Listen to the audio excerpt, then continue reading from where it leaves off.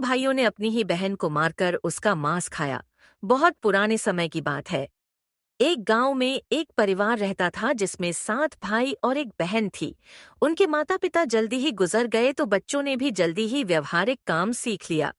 यह उस समय की बात है जब घर के पुरुषों का काम समाज का कामकाज, पशुओं पक्षियों का शिकार करना और औरतों का काम घर और बच्चों को संभालना था।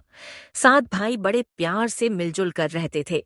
वे अपनी बहन से बहुत प्यार करते थे। बहन भी अपने जान से प्यारे भाइयों का बहुत ख्याल रखती थी। इसी तरह समय बीतता गया और एक दिन जब 7 भाई शिकार पर गए थे, शाम होने को चली थी, तब बहन उनके लिए भोजन तैयार कर रही थी।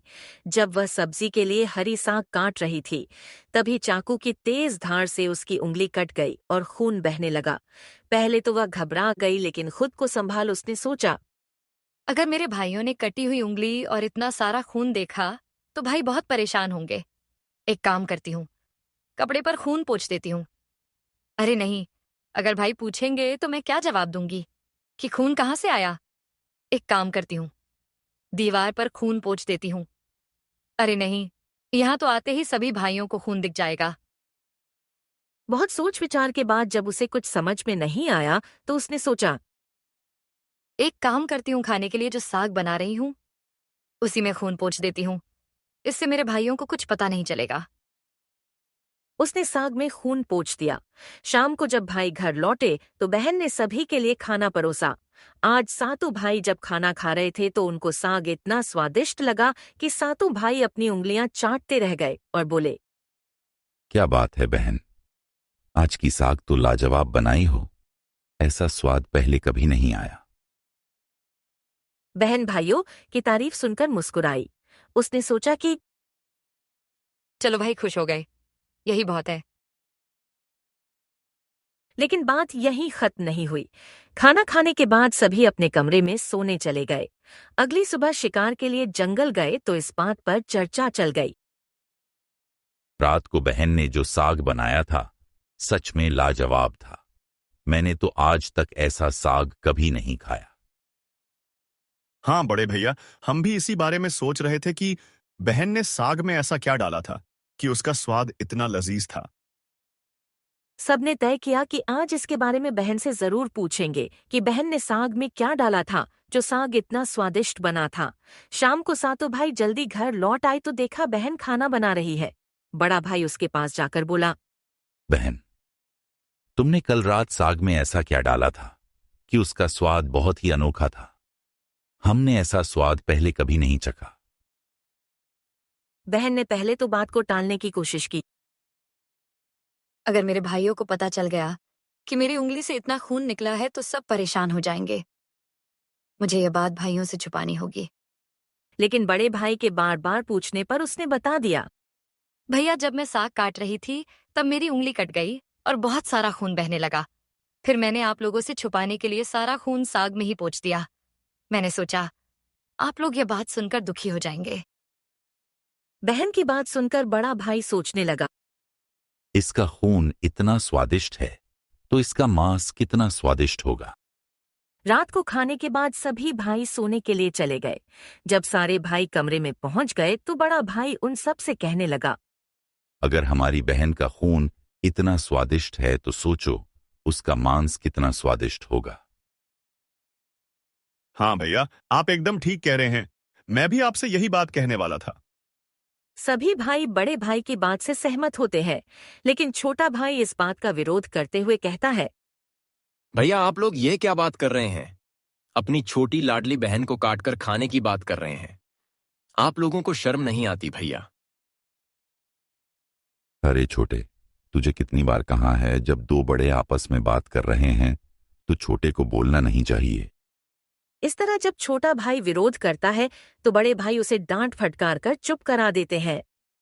अगले दिन जब सभी भाई शिकार के लिए जंगल जाते हैं, जब वे सभी जंगल पहुंच जाते हैं तो बड़ा भाई सबसे छोटे भाई से कहता है, अरे छोटे, मैंने इधर हिरण के बच्चे को जाते हुए देखा। तुम जाकर उसका शिकार करके ले आओ। बड़े भाई के आदेश का पालन करते हुए छोटा भाई हिरण का शिकार करने के लिए चला जाता है। छोटे भाई के जाते ही बड़ा भाई बोला,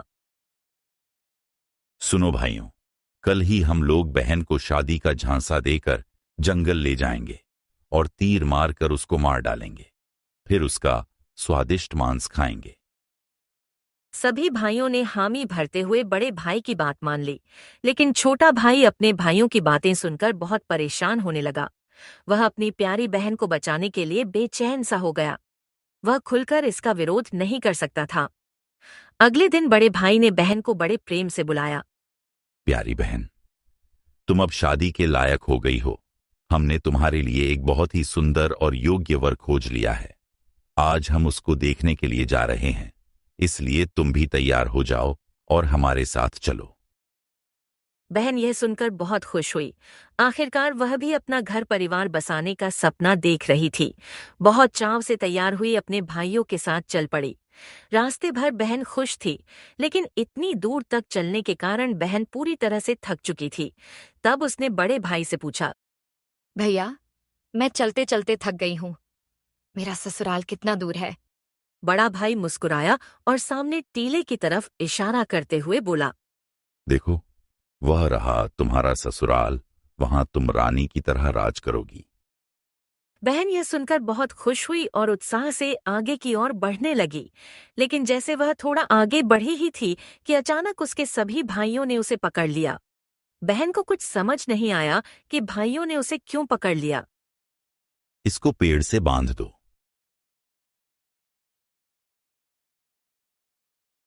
तभी उसका छोटा भाई बड़े भाई से कहता है, मैं आपसे हाथ जोड़कर विनती कर रहा हूं भैया, आप बहन को मत मारो। छोटे भैया, आप क्या कह रहे हैं भला? मुझे बड़े भैया लोग क्यों मारेंगे? तब छोटे भाई ने बहन को सारी बात बताई। यह सुनकर बहन के पैरों तले की जमीन खिसक गई। अपने सभी भाइयों को हत्यारे के रूप में देखकर बहन का हृदय हाहाकार करने लगा। वह समझ नहीं पा रही थी कि इतना प्यार करने वाले भाई आज उसको मारने जा रहे हैं। बहन घबराकर रोने लगी और भगवान को याद करते हुए कहने लगी, भगवान, अब तुम ही मेरा सहारा हो। मेरे 6 अपने ही भाई मेरी हत्या करना चाहते हैं। इनमें से कोई भी मेरे लिए दया या प्रेम नहीं रखता। उसकी बातें सुनकर छोटे भाई की आंखें भर आईं।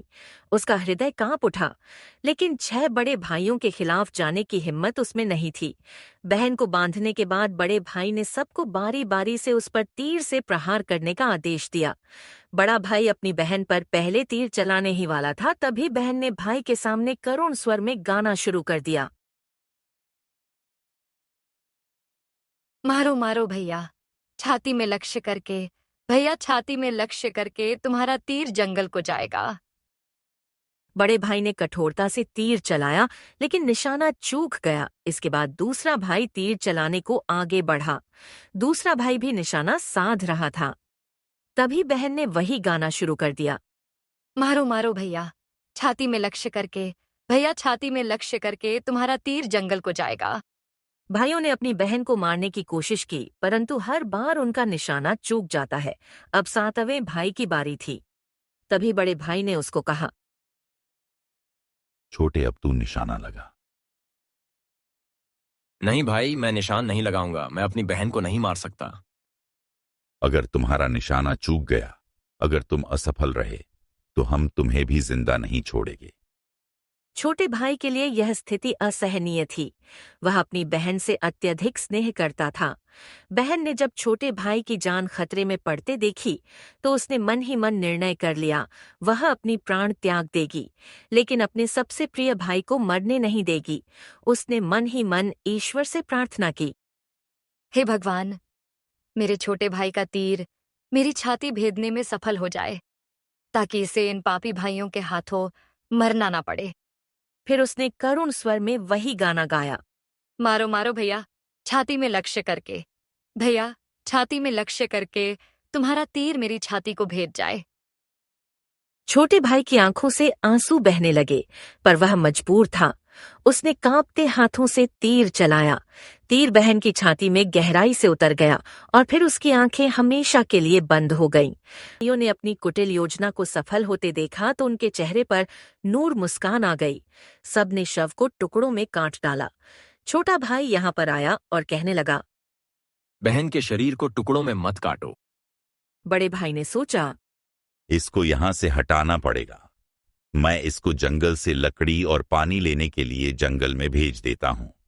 ये जंगल में ही उलझ कर रह जाएगा, फिर हम शव के आराम से टुकड़े कर सकेंगे। सुन, छोटे जंगल से लकड़ी और पानी लेकर आ। अगर लकड़ी और पानी नहीं लेकर आया तो हम तुझे भी मारकर पकाकर खा जाएंगे। छोटा भाई भीतर ही भीतर बहुत ही ज्यादा चिंतित था। उसकी आंखों के सामने उसकी प्रिय बहन के शव को टुकड़ों में काट उसके मांस को पकाया जा रहा था, लेकिन वह असहाय था।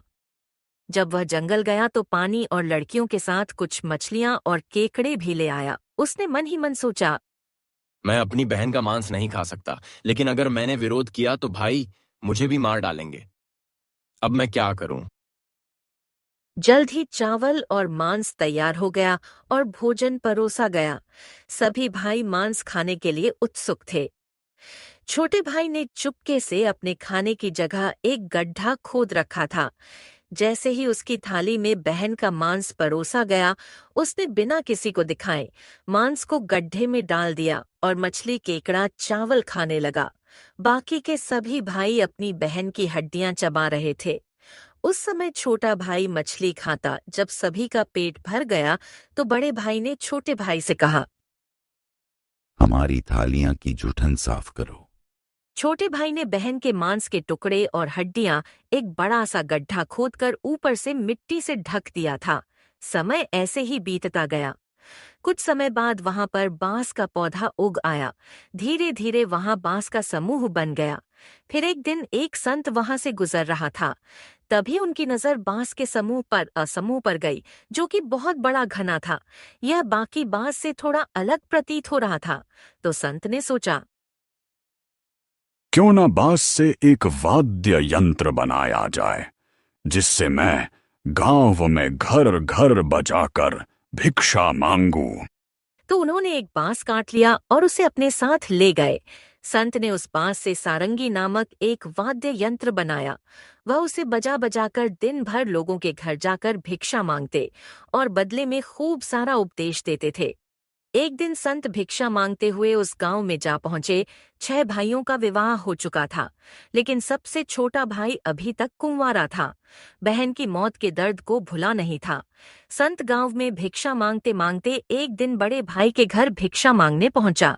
संत ने बड़े भाई के घर कदम रखा। उस सारंगी ने खुद ही गाना शुरू कर दिया।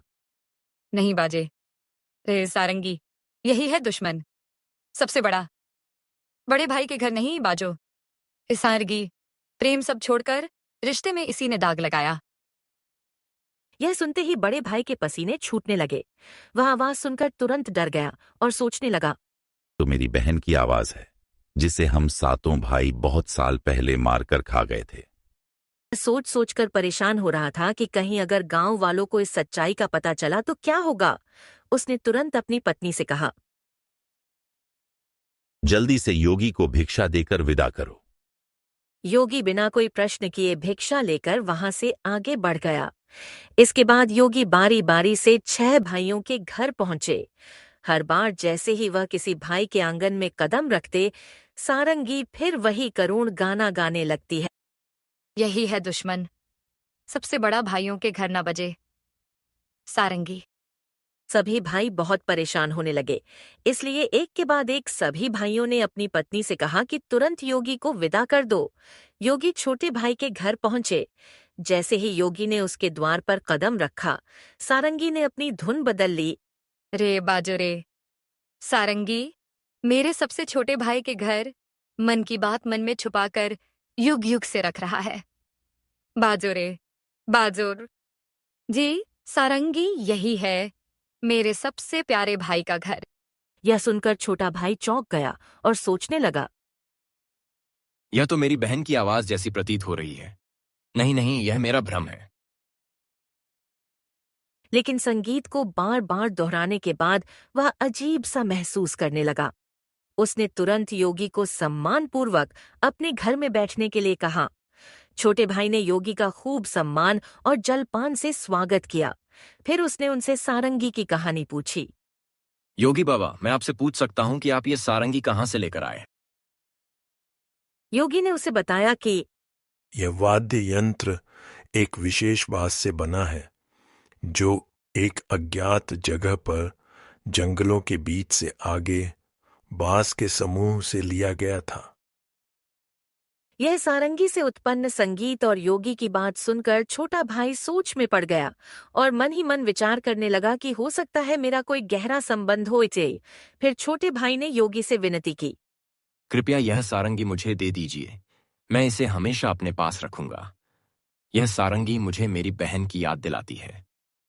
योगी ने सहानुभूति से उसकी ओर देखा और बिना कोई सवाल किया वह सारंगी छोटे भाई को सौंप दिया और वहां से चला गया। योगी के जाने के बाद छोटे भाई ने सारंगी को एक पवित्र स्थान पर रख दिया। उसने उसे धूप दीप जलाकर सम्मान दिया जैसे वह कोई पूजनीय वस्तु हो। लेकिन कुछ ही दिनों में उसने अपने घर में एक अजीब सा बदलाव महसूस किया। हर दिन जब वह काम से लौटता था तो देखता कि घर के सारे काम हो चुके हैं। घर एकदम साफ सुथरा मिलने लगा, बर्तन भी साफ होते थे। शुरू में उसने सोचा कि शायद कोई पड़ोसी या भाभी मदद कर रही होगी, लेकिन जब यह सिलसिला रोज रोज दोहराने लगा तो उसका संदेह बढ़ने लगा।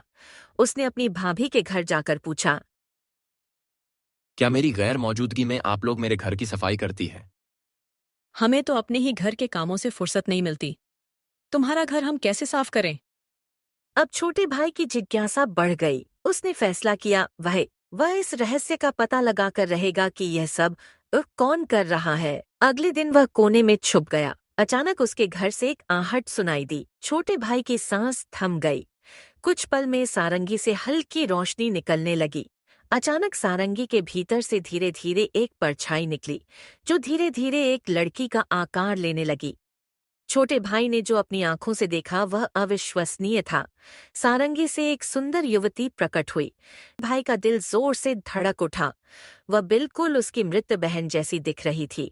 वह सफाई करने लगी, बर्तनों को धोया और फिर घर की सफाई करने लगी। उसकी हर हरकत में अपनापन था, जैसे वह किसी अपने के घर को सहेज रही हो। धीरे धीरे अपने काम खत्म करके बहन सारंगी में समाने लगी। छोटा भाई हिल भी नहीं पा रहा था। अगले दिन छोटा भाई सुबह उठकर जंगल में एक साधु बाबा के पास गया और उसको जाकर सारी बात बताई। महाराज, मेरा घर अपने आप साफ हो जाता है। मेरी बहन जैसी दिखने वाली एक छाया सारंगी से निकलकर मेरा घर पूरा साफ कर देती है। उसके काम करने के तरीके में पूरा अपनापन होता है। साधु बाबा ने छोटे भाई की बात को ध्यान से सुना और वह गंभीरता से बोले, जब तुम्हारी बहन उस सारंगी से बाहर आ जाए तो तुम तुरंत सारंगी को आग में डाल देना और अपनी बहन पर तुलसी जल डाल देना। इससे वह आत्मा अपने पुराने शरीर के बंधन से मुक्त हो जाएगी। लेकिन याद रखना, अगर तुम ये करने में जरा भी देर करोगे तो शायद वह हमेशा के लिए गायब हो जाएगी। छोटे भाई ने साधु बाबा की बात को गंभीरता से लिया। उसने तय किया कि अगले ही दिन वह यह उपाय करेगा। फिर अगली सुबह काम पर जाने के बहाने से छोटा भाई उसी जगह छुपकर सिट बैठ गया। इस बार वह पहले से ज्यादा तैयार था। उसकी आंखें सारंगी पर टिकी थीं। तभी वही हल्की सरसराहट हुई और सारंगी से वही रोशनी निकली। धीरे धीरे उसकी बहन फिर से प्रकट हुई। उसने हमेशा की तरह घर की सफाई शुरू कर दी। जैसे ही युवती ने अपना अंतिम काम पूरा किया और वापस सारंगी की ओर गई, छोटे भाई ने झटपट सारंगी को उठाया और उसे आग में डाल दिया। सारंगी जलते ही छोटे भाई ने जैसे ही तुलसी जल की बूंदें उस लड़की के ऊपर डाली, अचानक एक चमत्कार हुआ। धीरे धीरे वह मानव रूप में परिवर्तित होने लगी। छोटा भाई एकदम चौंक गया। वह अपनी आंखों पर विश्वास नहीं कर पा रहा था, जिसे वह एक दर्दनाक हादसे में हमेशा के लिए खो चुका था। आज फिर से उसके सामने खड़ी थी। आंसुओं की धारा उसकी आंखों से बहने लगी। वो एक दूसरे को देखकर फूट फूट कर रो रहे थे। लेकिन कहानी यही खत्म नहीं हुई। छोटे भाई ने तय कर लिया कि वह सभी 6 भाइयों को उनके पापों का एहसास कराएगा। छोटे भाई ने पूरे गांव वालों को इकट्ठा किया। उसके चेहरे पर दर्द और आंखों से आंसू की धारा बह रही थी।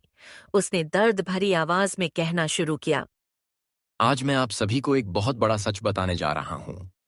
एक ऐसा सच जिसे सुनकर आपके रोंगटे खड़े हो जाएंगे और आपको अपने ही परिवार से भरोसा उठने लगेगा कि कोई अपना भी ऐसा कर सकता है। लेकिन मैं ऊपर वाले से यही दुआ करता हूं कि ऐसा किसी के साथ ना हो।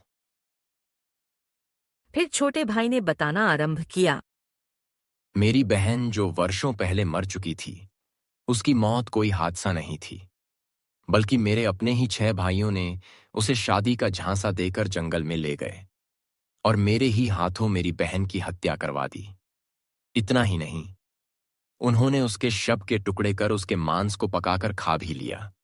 लेकिन पता नहीं यह ईश्वर का कैसा चमत्कार है, मेरी बहन जो वर्षों पहले इस हादसे का शिकार हुई थी, वह आज भी हम लोगों के बीच बिल्कुल सही सलामत खड़ी है।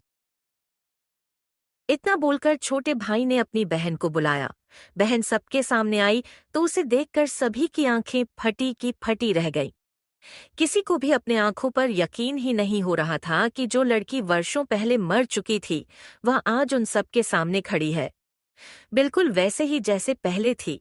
किसी को भी इस चमत्कार पर यकीन नहीं हो रहा था, लेकिन सच तो यही था कि उसका पुनर्जन्म हुआ है। गांव वालों को छोटे भाई की बातें सुनकर और उसकी बहन पर हुई अत्याचार को देखकर सभी की आंखें नम हो गईं। इधर गांव वाले आपस में बात कर रहे थे। हमें इन पापियों को सजा देनी ही होगी। अगर आज इनको छोड़ दिया तो न जाने किसके लिए क्या मुसीबत बन जाएंगे। बड़े बुजुर्गों का आदेश पाकर गांव के कुछ लोग 6 भाइयों के घर गए और उन्हें घसीटते हुए सबके सामने ले आए।